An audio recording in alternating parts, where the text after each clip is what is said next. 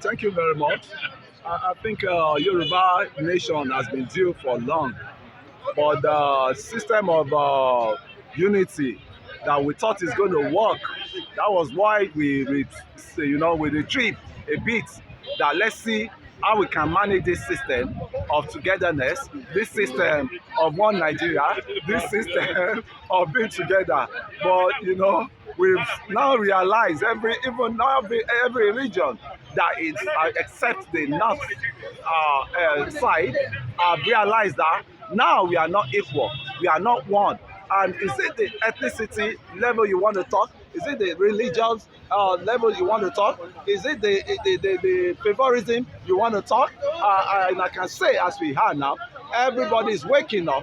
And if you see, the Southeast are saying this, that Nigeria has not been won, Nigeria has not favored them. And likewise, the Southwest have been just managing that, okay, everything will be okay. But it has done on the Southwest now that the things are not working well. This country is not one, and this country has to be restructured, and restructure that will lead to decentralization of the countries, that everybody can have a stake of equity, not people saying they are born to rule over others, not people saying they are power brokers. Those people say they have to be consulted or properly engaged before we can organize census. And that is where the bone of contention I'm arriving at today, because how long, when last did we do census? When last? It was planned during Jonathan government, in which Odumogu, former chairman of NBL, was chairman of census body. And what happened? He made a statement that our brother from the other side got offensive on this. And throughout till today now, they delayed the census in Nigeria today. As we are now, we don't even know how many figures are we. We don't even know. We can't even count how many figures we have now. And with the intruders of the Fulani, our neighbors, unwanted neighbors that are encroaching us likewise, I think maybe the purpose is an agenda to bring in a lot of intruders so that the population can swell up. Right? But I'd say a country cannot grow that way. A country that's supposed to be federation country cannot grow the way we are operating it. And if not from the onset that our leaders have proved. We started with the British system of governance. Later, we switched to American system of government. But which one out of those two now? Which one are we even practicing perfectly? So I think it has gone to the crossroad now that everybody needs to know that things cannot work the way we have been operating it. It's just like what is the Fulanese looking for in Southwest? Why this arms build up within Southwestern states? What do the Fulanese actually want? These people, they are restless people. You should know that they always migrate. They call them Bororo Fulanese. They migrate from one crisis area to another. They always like anywhere there's crisis there, so that they can be engaged in that place, or the government of that place will engage them just to harm them and to get them paid. And that was what they went for with Gaddafi there. They were there, they went there to the one you are seeing now that coming from those Sahara area of the Africa, they went to support Gaddafi. But when the heat was too much on them from the Western states that were against the Gaddafi there, they started embarking back. They started their movement back to the African nations that they feel they can accommodate them, and they see a juicy land in Nigeria, in which we had our president then, President Muhammadu Buhari, and they think, okay, they can easily, snowball themselves into Nigeria with because I could say, if we can say it or leave it, President Buhari belongs, some part of him is Fulani, some part of it is I don't know whether the Hausa or others, but I can tell you they saw a fertile land in Nigeria and they came in and they started unleashing their, what's it called, atrocity on our farmland, on our leader, killing our people, killing everybody. I mean, and to buttress my points, if sitting governor just not so long, I think that was during the Census, or was it during the visit, that these Fulanis, they have the right to be within Nigeria because they've been cheated, they've been sidelined, they've been outcast for long. So they have a right. And what baffled me most was they still have a right. It said they have the right to carry AK-47. That is a country that you think is one, and that is a country you think everything is supposed to be equity. The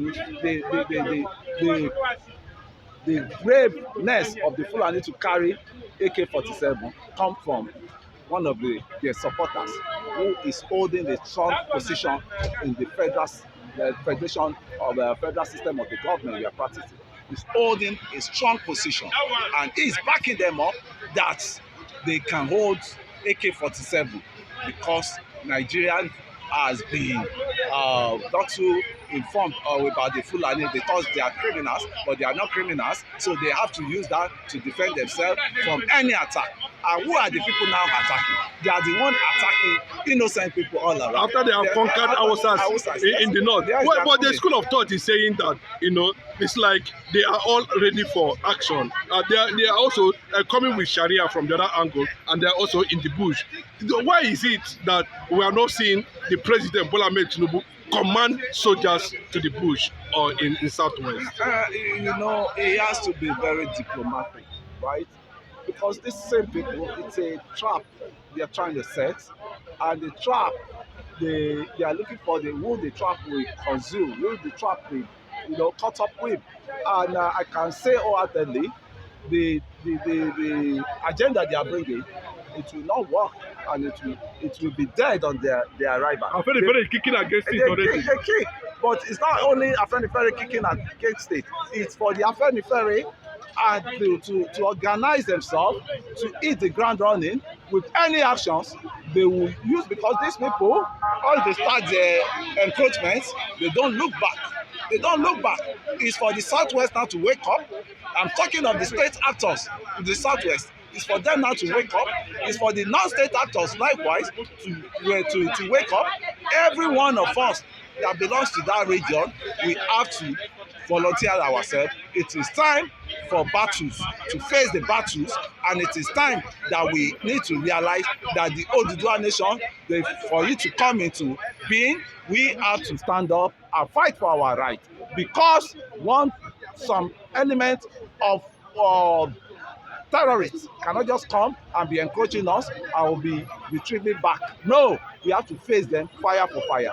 And me, I'm ready tomorrow to carry my weapons or to carry anything I can use to defend myself to engage those people. Because once you leave them, once they encroach you, they will override everywhere and they will occupy the space. And it happens during the war that Fulani and Yoruba fought then. I'm talking of the Ilori Afonja war. So I think such will not repeat itself, and such will never repeat itself again. And we learned our lesson, we've learned our lesson too. And the Yoruba now, the actors of the Yoruba, the leaders of the Yorubas, they should wake up now, not sleeping in slumber now, and they should be proactive. What we need now is proactiveness in the Southwest now. Because if you see, it's a region that accommodates everything can narrow. Everything, what I mean by everything can narrow, productive people and non-productive people. People that you can see all around now. We just see strange faces that they distributed from the other region, that they are constituting nuisance. And if it is other crime, they will have packaged them, send them back to. But that law that binds us, that every Nigerian can live anywhere they find themselves, that law has to be changed, because it's encouraging criminals.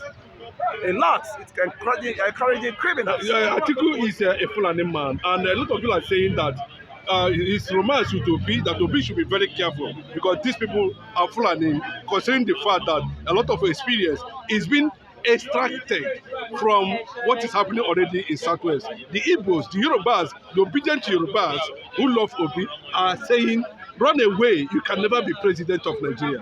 What is your take on that? You see, I'm saying this, and I'm saying wholeheartedly. Even the president that is on the seat now, I would have even prefer the president to pave way than being the president to pave way for a second time or before he finishes term to pave way for everybody to come to the round table and put our issues on ground. And you know, Jonathan has already helped us because that confab, national confab he did, just confab, snowball and engage the old cities, the old talk of the tribes, all tribes in the country. That confab put on the table, it will help all the tribes for the agitation they are, crying for, and it will help a lot to solve our problem. I'm talking of Jonathan Confab and Oresoya. Osoya report. If they can match the two together and see how we can manage that receptive constitution we have to bring the one that will be useful, then we now sit down which way do we want to go. Each region will come up and say this is what, and they can vote. They can vote. Are you ready? Say you want to be an independent, state. Yes, I'm ready. Region, I'm ready. And I'm sure majority will carry the vote. Majority will surely carry the vote because every one of us, we are tired. We talk of the masses on the ground. Even those politicians. That's why you see those certain politicians that they cannot even loud their voice because what, they don't want to be the first person to raise the motion. They want the motion to be hot before the night, and it's not working. It's not working. This is the time our southern representative is supposed to be talking loud because look at that tax reform bill. A lot of them were too docile. It was only one man in that house, Udume. It was only Udume that represented Borno East. That was just fighting the battle for his people. They are our own people. They are our own people. Are they there for just cameras? You are saying we are own people, but a Yoruba man like you is the president of Nigeria. Which people are you asking for? Where is their own people? Is Tinubu not enough to handle some of these issues? You're right, my brother. But mind you, Tinubu is not the president of Yoruba nation. Tinubu is the president of the whole nation, right? That is why what he's doing now, I will acknowledge what he's doing now. I will want to praise him for what he's doing now. The injustice that has been dented to some region, especially Southeast, which was one of the most productive, region we can talk of. When you talk of productivity in Nigeria altogether, you must count Southeast among. You must count Southwest among. You must count Southeast, South among, and the North Central. You could see there's going to be, now he wants to balance what the Nigeria that's denied the South East for long, and that is, I'm talking of more states, additional states. Then Southeast Development Commission, which is going to come on board, and there will be rapid development in the Southeast. There will be rapid development. I think they borrowed some to Northeast likewise. So nevertheless, they are killing themselves. They still have to be particle of that development commission. So that alone is, we are drifting our way. We are getting our way to regionalization because it has to balance every region. What is good for the goose is good for the gander. So Southeast is, that Southeast needs to be really compensated because they have been cheated in the allocations of states. So what is due to them now is being given them back. And I want to appreciate Kalu, that's the deputy house member, deputy house leader, Speaker Benjamin Kalu. We really appreciated what the president is doing. The president said deem it fit that this chance he has, everybody will leave presidency seat one day, and you'll be answerable to God. That when you are in power, did you balance the inequity or did you balance the oppression? Nevertheless, it wasn't the one that caused all this problem.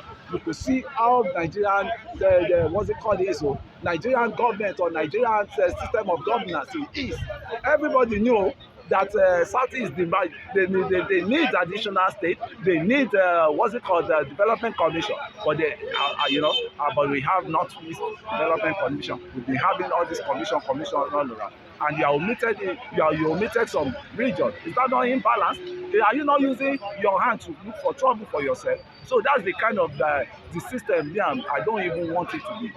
I don't even want to be attaching to such system we are practicing in Nigeria. It's annoying. What will you say about Atiku Obi recent meeting? Over trying to form a coalition or whatever. Do you think anything can come out of that? Nothing will come out of that. They are just using Obi name. Obi, they want to use Obi to climb the ladder. They want to use Obi to climb up the ladder. These guys are, when they tell you A now, let's assume they are saying ABC. When they tell you A now, to this morning, tomorrow, they will tell you it's B. They said they will not A. And you can see what what happened during the last election. Obi was said, okay, I can't be deputy. And I like people that gave Obi that advice that you don't need to be deputy to anybody. You yourself, you can represent the Southeast. But the problem there was, you see, the PDP party, I think all these parties, they are all same, I can say. But the PDP especially, they are very unfair, very, very unfair to the Southeast people. Because when you talk of the finances of the PDP there, these are the major guys that are bringing, when you talk of money, real money, billions, into the coffer of the PDP. But what happened? They ended up being an ingrate to the Southeast to even give them that slot. I mean, you can't. The other man, former vice president, the man is interested in just being the president of this country. I don't think he's interested in, because for him to have enormous investment in Dubai when people are suffering here, you don't think they fit that to help the people that are suffering, in Nigeria here, and that is it's good to contest the presidency of Dubai with the Sheikh of Dubai, so that we can know that's where our leaders always belong to.